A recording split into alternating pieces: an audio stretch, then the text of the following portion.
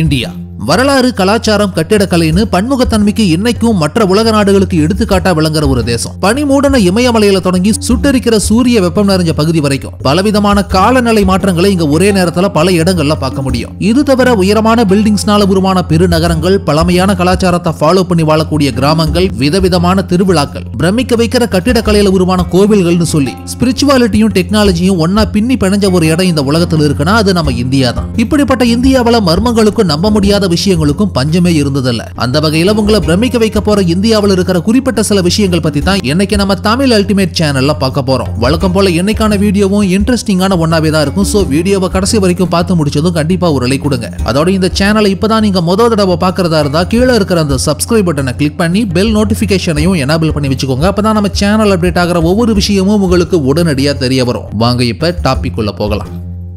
A bridge that defies gravity.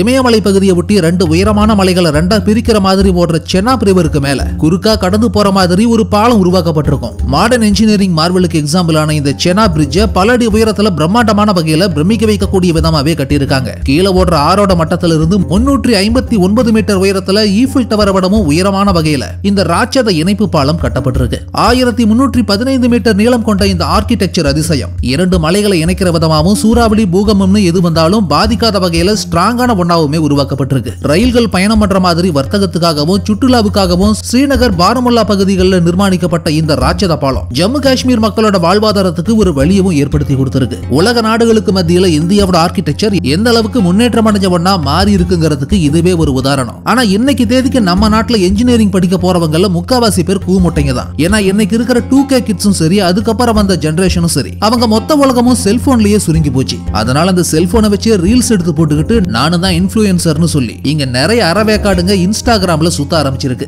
அந்த கிறுக்கு கூட்டத்துக்கு கொசு மருந்து அடிச்சு காலி பண்ற ஒரு டிஜிட்டல் புரட்சியும் கண்டிப்பா ஒரு நாள் வரும். அது வரைக்கும் இந்த இன்ஸ்டாகிராம் இன்ஃப்ளூயன்சர் கூட்டம் சேத்துல நெளிற புழு மாதிரி பெருகிக்கிட்டே தான் இருக்கும். அதனால இந்த போலியான இன்ஃப்ளூயன்சர் கூட்டம் காசுக்காக கண்ட கருமத்தையும் உங்க தலையில கட்ட பார்த்துக்கிட்டே தான் இருக்கும். சோ மக்களே உஷாரா இருந்துக்கோங்க. The world's largest Hindu temple. கம்போடியாவில் இருக்கிற அங்கோர் வாட்டுக்கு அப்புறமா இந்த உலகத்தில் இருக்கிற மிகப்பெரிய பரப்பளவு அமைஞ்ச மிக உயரமான கோபுரத்தை கொண்ட ஒரு ஹிந்து டெம்பிள் எதுன்னு கேட்டீங்கன்னா அது நம்ம தமிழ்நாட்டில் திருச்சி ஸ்ரீரங்கத்தில் இருக்கிற ஸ்ரீ ரங்கநாத சுவாமி டெம்பிள் தான். 156 ஏக்கர் பரப்பளவுல ஸ்ரீரங்கம்ல இருக்கக்கூடிய இந்த கோவில் தான் இந்தியாவிலேயே பிரம்மாண்டமான இந்து கோவில். விஷ்ணுவோட இன்னொரு உருவமான அரங்கநாதர கடவுளா கொண்ட இந்த கோவில் 108 வைணவ திருத்தலங்கள்ல முதலாவதாகவும் பூலோக வைகுண்டம்ங்கிற பெயர்களையும் அழைக்கப்படுது. இந்தியாவோட கோவில் கட்டிடக்கலை எந்த அளவுக்கு பிரம்மாண்டமானதுன்னு தெரிஞ்சுக்க இந்த என்ஜினியரிங் மார்வலே ஒரு எடுத்துக்காட்டு. வாட்டிகன் சிட்டியை விடவும் பெரிய பரப்பளவு கொண்ட இது 600 ஏக்கர் பரப்பளவு கொண்ட ஸ்ரீரங்கத்தோட பிரதான பகுதியாகவும் இருக்கு. சுற்றியும் 21 கோபுரங்கள் அமைக்கப்பட்டிருந்தாலும் அதுல மிகப்பெரியதான ராஜகோபுரம் மட்டுமே 72 மீட்டர், அதாவது 236 அடி உயரத்துக்கு மிக பிரம்மாண்டமானதா உருவாக்கப்பட்டிருக்கும். தென்னிந்திய பகுதி கோவில் கோபுரங்களையே தனித்தன்மையோடவும் மிக பிரம்மாண்டமான கட்டுமானத்தோடையும் துல்லியமான கலை வேலைப்பாடுகளால் உருவான சிற்பங்களையும் இதுல பார்க்க முடியும். சோழ நாட்டு காவிரி ஆற்றங்கரையில் அமைஞ்சிருக்கிற இந்த கோவில் இன்னைக்கு கடவுள் வழிபாட்டு தலங்கிறதையும் தாண்டி உலகமே பிரமிப்பா பார்க்கிற இந்து மதத்தோட பிரம்மாண்டமான அடையாளங்கள்ல ஒன்னாவும் மாறி இருக்குன்னே சொல்லலாம். Bhatla solar park.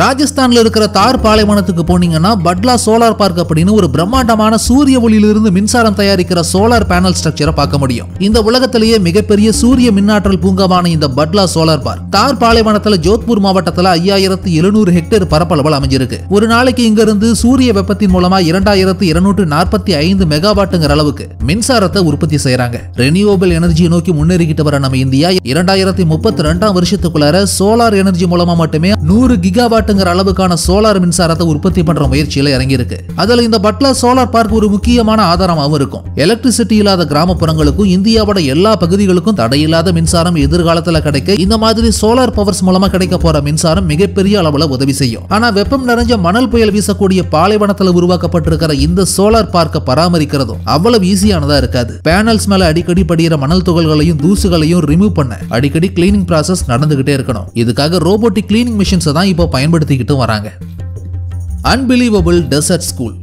முழுவதும் பாலைவனத்திலேயே கட்டப்பட்ட ஒரு பள்ளிக்கூடத்தை இந்தியாவுல பார்க்க முடியும். அதுதான் ராஜஸ்தான் மாநிலத்தில் இருக்கிற இந்த ராஜ்குமாரி ரத்னாவதி கேர்ள்ஸ் ஸ்கூல். தார் பாலைவனத்துல 50 டிகிரி செல்சியஸ் வெப்பநிலை கொண்ட சூழல்ல இந்த பள்ளிக்கூடத்தை கட்டியிருக்காங்க. இந்த பள்ளிக்கூடத்துல ஏர் கண்டிஷனிங் வசதி எதுவும் இல்ல. ஆனா அதுக்கு பதிலா எல்லோ சாண்ட்ஸ்டோன்ஸ்ங்கிற மணற்கற்களை பயன்படுத்தி நேச்சுரலாவே டெம்பரேச்சரை ரெகுலேட் பண்ற மாதிரி ஓவல் ஷேப்ல நிறைய சின்ன சின்ன காற்று புகக்கூடிய அமைப்புகள் இருக்கிற மாதிரி ஒரு சல்லடை அமைப்போட தான் இந்த மொத்த பள்ளிக்கூடமும் உருவாக்கப்பட்டிருக்கு. சோலார் எனர்ஜி மூலமா தான் இந்த பள்ளிக்கூடத்துக்கு தேவையான மின்சாரம் தயாரிக்கப்பட்டது. இந்தியாவில் இப்படி ஒரு பள்ளிக்கூடம் இருக்கிறதையே இப்பதான் நீங்க முதல் தடவையா கேள்விப்படுறதா இருந்தா கண்டிப்பா இந்த வீடியோவுக்கு ஒரு லைக் கொடுங்க. The musical pillars of Hampi. இந்த உலகத்தோட முதல் இயற்கை இசைக்கருவி கற்களாவும் பாறைகளாவும் தான் இருந்திருக்கணும். ஏன்னா அதை உண்மைதான்னு நிரூபிக்கிற விதமா கர்நாடக மாநிலத்தோட விஜயநகரங்கிற மாவட்டத்துல ஒரு கோவில் அமைஞ்சிருக்கு. துங்கபத்ரா நதிக்கரையில் அமைஞ்சிருக்கிற ஹம்பிங்கிற இந்த பகுதி விஜயநகர பேரரசோட ஆட்சிக்குட்பட்ட பழைய நகரம். இங்க முழுவதும் கற்களால் நிர்மாணிக்கப்பட்ட கலையம்சத்தோட துல்லியமா செதுக்கி உருவாக்கப்பட்ட பல கோவில்களை பார்க்க முடியும். அதுலயும் குறிப்பிடும்படியான ஒரு விஷயம் என்னன்னா கிரைனைட் கற்கள் மூலமா வடிவமைக்கப்பட்ட இந்த கோவில்களுடைய சில தூண்களை தட்டின துல்லியமான சத்தத்தை எழுப்பி நம்மளை ஆச்சரியப்படுத்துது. அது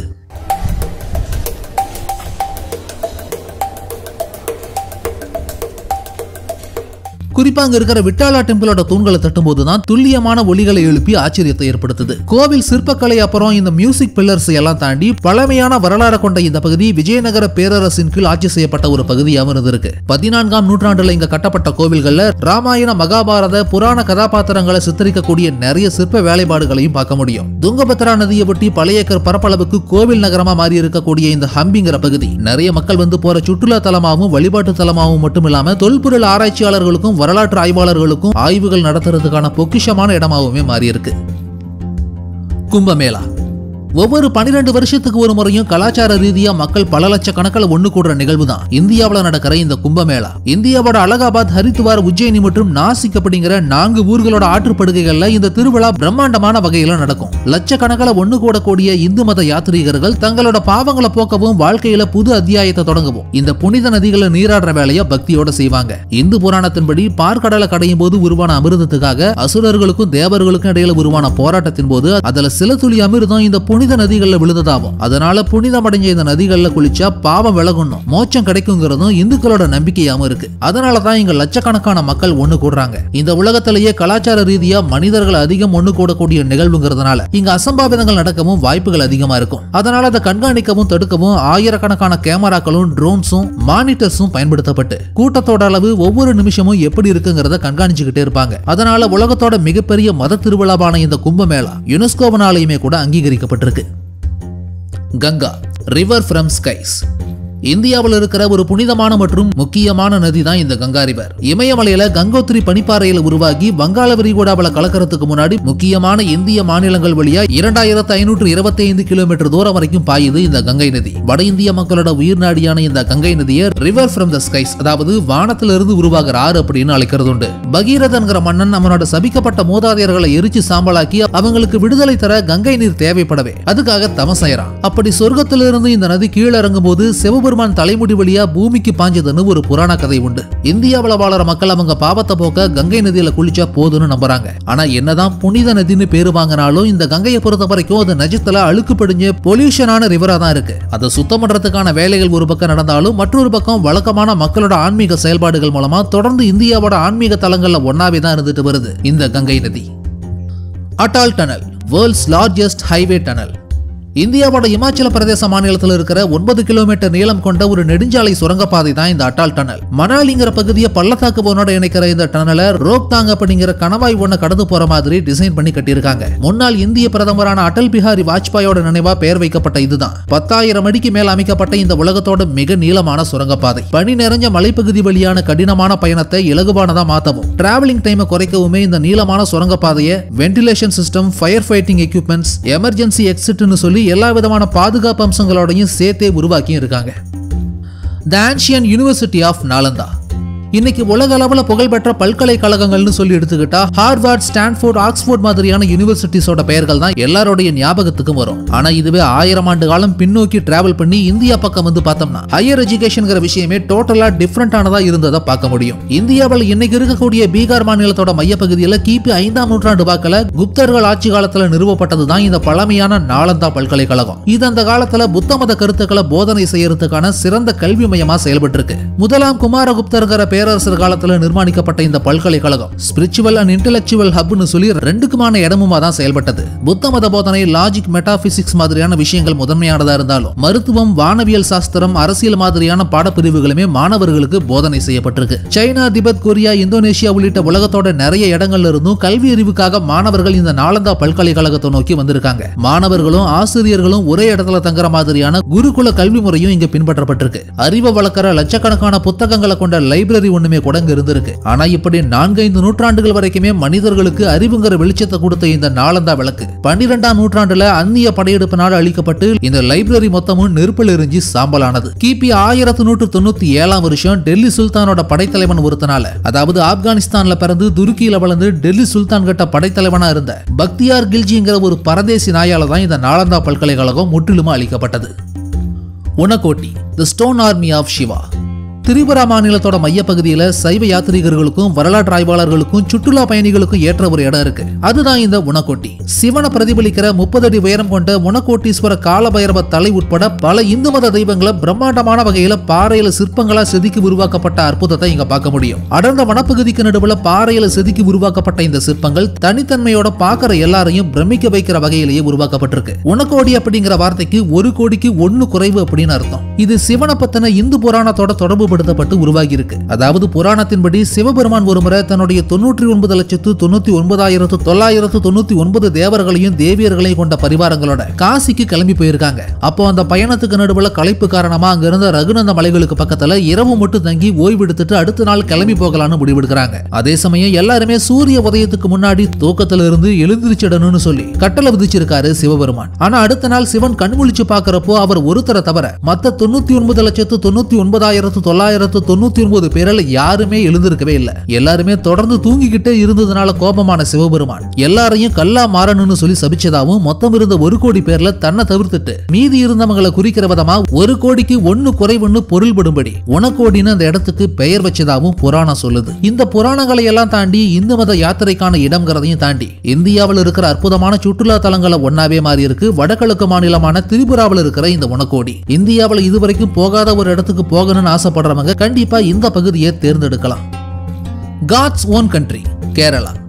கடவுளின் தேசம் அப்படின்னு அழைக்கப்படுற ஒரு மாநிலம் தான் நமக்கு பக்கத்துல இருக்கிற இந்த கேரளா ஸ்டேட். முழுவதும் இயற்கையோட இணைஞ்ச இந்த பகுதி இன்னைக்கு வரைக்கும் அமைதியவும் புத்துணர்ச்சியவும் தேடுறவங்களுக்கான ஒரு டெஸ்டினேஷன் பாயிண்டாவும் இருந்துட்டு வருது. அதுக்கு மிக முக்கியமான காரணம் இங்க இன்னமும் பாரம்பரியமா செய்யப்பட்டுட்டு வர பண்டைய இந்திய மருத்துவ முறைகள்ல ஒன்னான ஆயுர்வேதம் தான். நம்மளோட உடல், ஆன்மா, மனசுன்னு மூணையும் சமநிலைப்படுத்துறதுல நம்பிக்கை கொண்ட ஒரு தத்துவம் இந்த ஆயுர்வேதத்துல முதன்மையானதா இருக்கு. இந்த ஆயுர்வேதத்தை பொறுத்த வரைக்கும் ஒரு மனுஷங்கிறவன் வாதம், பித்தம், கபம்ங்கிற 3 தோஷங்களால் உருவான தனித்தனியான ஒரு கலவை. இந்த 3 விஷயங்களும் தான் நம்ம உடம்போட செயல்பாடு, அமைப்பு மற்றும் ஆரோக்கியத்தை நிர்வாகம் செய்து தீர்மானிக்குது. இதுல வாதம் அப்படிங்கிறது நம்ம உடலோட இயக்கம் மற்றும் காற்றோட தொடர்பு கொண்டது. பித்தம்ங்கிறது ஜீரணம் மற்றும் வெப்பத்தோட தொடர்பு கொண்டது. அதோட கபம்ங்கிறது உடல் கட்டமைப்பு மற்றும் தண்ணீரோட தொடர்பு கொண்டதா சொல்லப்படுது. இந்த 3 பேலன்ஸ்டா இருந்தா மட்டும்தான் நம்ம உடல் ஆரோக்கியமானதா இருக்கும். இதுல ஏதாவது இம்பேலன்ஸ், அதாவது சமநிலை இல்லாத ஒரு தன்மை உருவானதா நம்ம உடம்புல நோய்களும் பிரச்சனைகளும் உருவாகும். அதனால உடம்புல பிரச்சனை உருவாகிறப்போ அதை சமநிலைப்படுத்த ஆயுர்வேதத்துல அதுக்கான உணவு முறையும் வாழ்க்கை முறையும்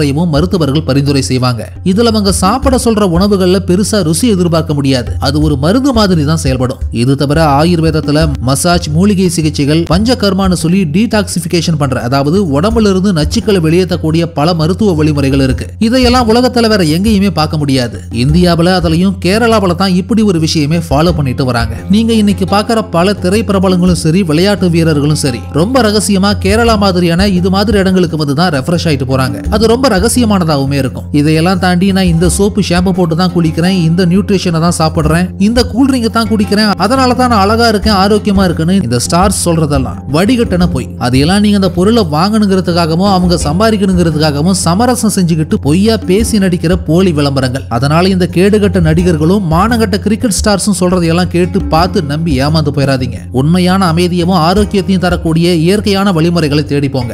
என்னோட இந்த கருத்துல உடன்பாடு இருக்கிறவங்க இல்லாதவங்க யாரா இருந்தாலும் உங்களோட கருத்துக்களை கமெண்ட் செக்ஷன்ல பதிவு பண்ணுங்க. இது பத்தி நீங்க என்ன நினைக்கிறீங்கன்னு நானும் தெரிஞ்சுக்கிறேன். A temple turned upside down. ஒரு கட்டுமானத்தோட மொத்த உருவத்தையும் தலைகீழ பார்க்கணும்னா ஒன்னு இந்த ஸ்ட்ரக்சருக்கு ஆப்போசிட்ல கீழே தண்ணி தேங்கி இருந்து அது மூலமா நம்ம பார்க்கணும். இல்லனா கற்பனைக்கு உருவம் கொடுத்து கண்ணு முன்னாடி கொண்டு வர ஹாலிவுட் படங்களை அதை நம்ம பார்க்கலாம். ஆனா இது ரெண்டுமே இல்லாம உண்மையிலேயே தலைகீழா கட்டப்பட்டது மாதிரியான ஒரு தோற்றத்தை கொண்ட கட்டுமானத்தை நிஜத்துல பார்க்கணும்னு ஆசைப்பட்டீங்கன்னா அதுக்கு நாம குஜராத்துக்கு தான் கிளம்பி போகணும். குஜராத் மாநிலத்தோட பதான் மாவட்டத்தில் இருக்கிற ஒரு பழமையான படிக்கிணறு ஒன்றை தான் இப்ப நம்ம பார்த்துக்கிட்டு இருக்கோம். ராணி கி வாவ் அப்படின்னு அழைக்கப்படுற இதுக்கு ராணியின் படிக்கிணறு அப்படின்னு அர்த்தம். கிபி 1050 வருஷம் சோழங்கி குல அரசனான முதலாம் பீமதேவனோட நினைவா அவனுடைய மனைவியும் பட்டத்து ராணியுமான உதயமதி கட்டண கிணறு தான் இந்த அற்புதமான படிக்கிணறு. நூற்றுக்கணக்கான படிகளோட 64 மீட்டர் நீளமும் 20 மீட்டர் அகலமும் 27 மீட்டர் ஆழமும் கொண்ட இதை 7 அடுக்குகளா கட்டியிருக்காங்க. போர்க்காலங்கள்ல அரச குடும்பத்தை சேர்ந்தவங்க தப்பி போறதுக்காக இதோட ஆழத்துல இருக்கிற கடைசி படிக்கட்டுக்கு கீழே ரொம்ப தூரத்துக்கு சுரங்கப்பாதை ஒன்று அமைக்கப்பட்டிருக்கிறதாவும் சொல்றாங்க. கிபி 1304 வருஷம் சமண துறவி ஒருத்தர் இந்த கிணறு பத்தி பிரபந்த சிந்தாமணிங்கிற ஒரு நூல்ல குறிப்புகளா எழுதி வச்சுட்டு போனதாகவும் வரலாற்று ஆய்வாளர்கள் குறிப்பிடுறாங்க. ஆனா காலப்போக்கில் இந்த கிணறு கற்களாலையும் மணலாலையும் மூடப்பட்டு காணாம போய் ரொம்ப வருஷம் கழிச்சு கடந்த 1960 வருஷம் தான் தொல்லியல் ஆராய்ச்சியாளர்களால மறுபடியும் கண்டுபிடிக்கப்பட்டிருந்தது. இந்த கிணற்றோட பக்கவாட்டு சுவர்களையும் தாங்கி நிற்கக்கூடிய தூண்களையும் துல்லியமான சிற்ப வேலைப்பாடுகளை பார்க்க முடியும். இந்தியர்களோட சிற்பக்கலையும் கட்டிடக்கலையும் எந்த அளவுக்கு உச்சத்தில் இருந்ததுங்கிறதுக்கு இந்த கோவில் வடிவத்தில் கட்டப்பட்ட பாதாள கிணறு இன்னொரு உதாரணம். அது இல்லாம இங்க சில தற்பெருமை பேசுற கூட்டம் தஞ்சை பெரிய கோவில் பத்தி தெரியுமா, தமிழ்நாட்டு வீரம் பத்தி தெரியுமான்னு சும்மா வாயிலேயே வடை சுட்டு வித்துக்கிட்டு இருப்பானுங்க. ஆனா அவனுங்களுக்கு உண்மையிலேயே தமிழை எப்படி உச்சரிக்கணும்னு தெரியாது, இலக்கணமும் தெரியாது. சும்மா கூவிக்கிட்டே இருப்பானுங்க தற்கொலை பசங்க.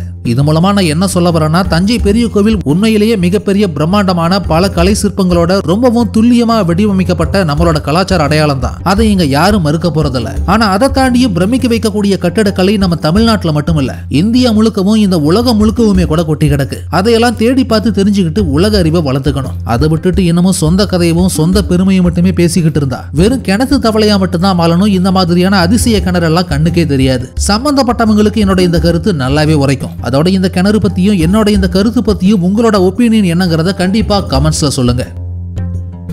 ஃபைனலி இந்த வீடியோ உங்களுக்கு பிடிச்சிருந்ததுன்னா லைக் பண்ணுங்க, கமெண்ட் பண்ணுங்க, ஷேர் பண்ணுங்க. அதோட இந்த வீடியோ உங்களுக்கு இன்ட்ரெஸ்டிங்கான ஒன்னாவும் இன்ஃபர்மேட்டிவான ஒன்னாவும் இருந்ததுன்னு நினைச்சீங்கன்னா கண்டிப்பா நம்ம தமிழ் அல்டிமேட் சேனலை சப்ஸ்கிரைப் பண்ணுங்க.